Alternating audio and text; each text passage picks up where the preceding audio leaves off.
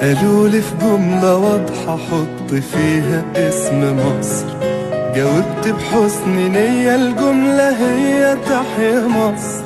قالولي ارسم علمها، سرحت وتخيلت قصر عليه حراس كتيرة في وسطهم خط ونسر. تحيا مصر تحيا، وعيونها تملي صاحية، وعيونها في كل ناحية وفي مليون اتجاه. تحيا مصر حرة، تحيا ألف مرة، تحيا مهما يجرى لنهاية الحياة.